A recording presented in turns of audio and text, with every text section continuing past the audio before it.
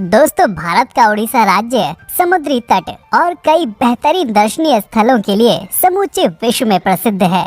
यहाँ लगभग 500 किलोमीटर लंबे समुद्र तट के साथ ऐतिहासिक स्मारक और दर्शनीय मंदिर भी मौजूद हैं, जहाँ हर साल लाखों पर्यटक घूमने के लिए आते रहते हैं। आज के इस नए वीडियो में हम आपको उड़ीसा के उन 10 पर्यटन स्थलों के बारे में बताएंगे जहां आपको एक सुखद अनुभव के साथ ही जीवन के सबसे यादगार पल भी मिलेंगे। तो आइए हमारे आज के इस काउंटडाउन को शुरू करते हैं। दोस्तों, हमारी लिस्ट में 10वें नंबर पर है मंगला जोड़ी। एशिया की सबसे बड़ी खारे पानी की झील चिल्का के किनारे बसे मंगला जोड़ी को द बर्ड्स पैराडाइज भी कहा जाता है।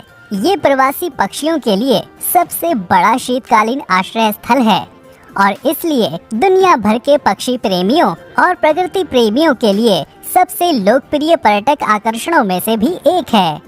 यहाँ red crested pochard, northern shoveler, pygmy goose, common moorhen और ग्रेहेड लैपविंग जैसे विभिन्न प्रकार के पक्षी पाए जाते हैं, जो अपने आप में एक अद्भुत दृश्य है।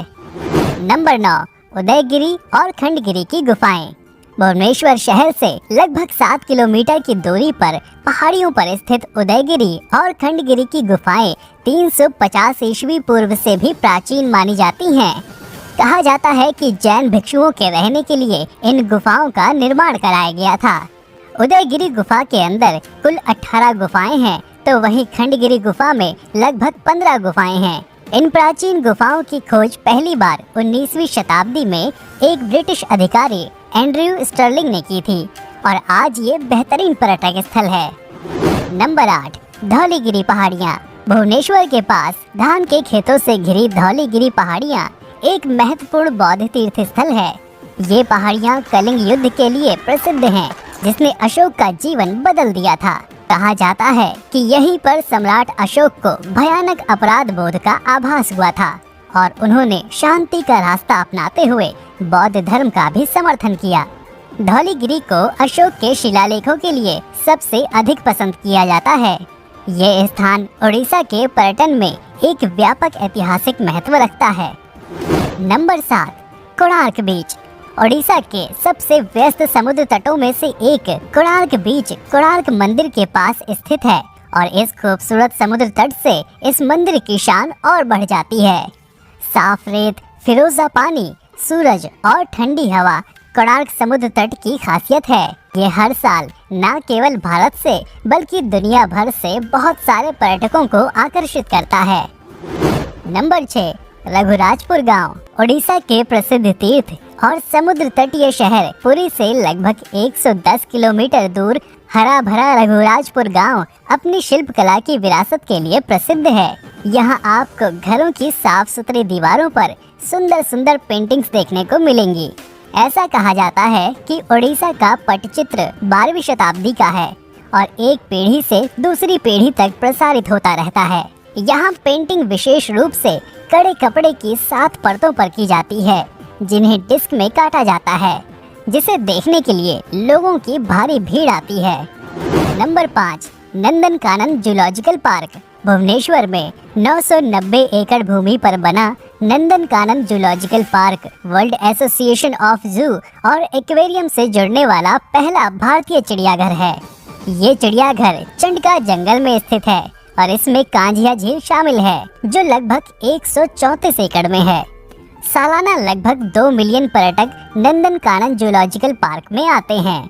कहा जाता है कि नंदनकानन में 120 प्रजातियों के 1660 जानवर हैं, लेकिन ये पार्क व्हाइट टाइगर को शामिल करने के लिए प्रसिद्ध है। यहाँ सफेद बाघों के अलावा नंदनकानन में कई लुप्त होती प्रजातियाँ भी हैं, जैसे एशियाई शेर, संगल शेर, पूंछ वाले मैकाक, भारतीय मगरमच्छ, माउस हिरण, भारतीय पेंगोलिन, अनगिनत पक्षी, सरीसृप और समुद्री जीवन के प्राणी हैं। नंबर 4, लिंगराज मंदिर।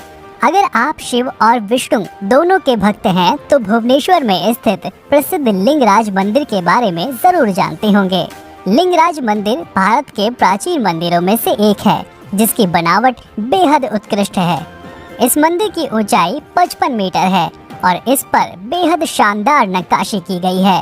मंदिर का निर्माण कलिंग और उड़िया शैली में किया गया है। इसे बनाने के लिए बलुआ पत्थरों का प्रयोग किया गया है। खास बात यह है कि इस मंदिर के ऊपरी भाग पर उल्टी घंटी और कलश को स्थापित किया गया है, जो लोगों को काफी आश्चर्यजनक लगता है।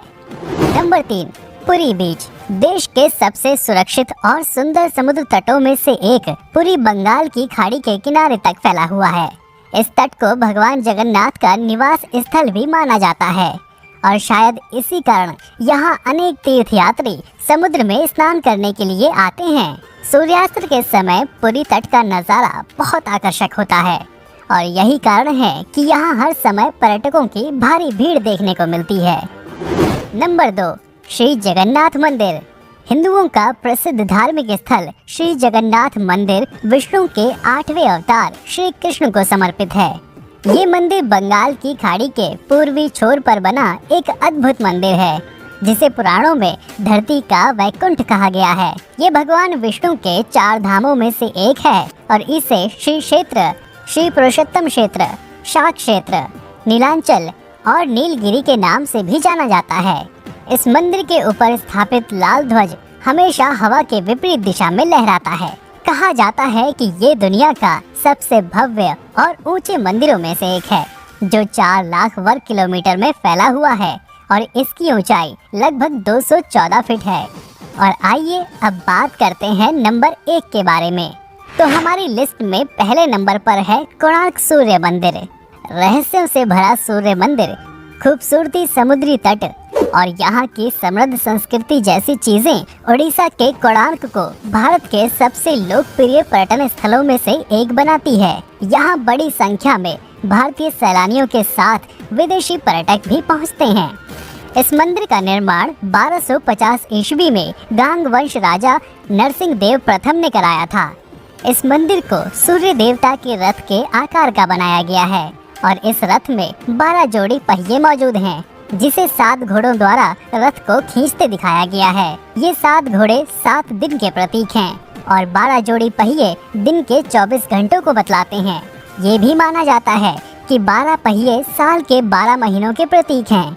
इस रथ आकार के मंदिर में 8 ताड़ियां भी हैं, जो दिन के 8 प्रहर को दर्शाती हैं। यहाँ की सूर्य मूर्ति को पुरी के जगन्नाथ मंदिर में सुरक्षित रखा गया है, इसलिए इस मंदिर में कोई भी देव मूर्ति मौजूद नहीं है।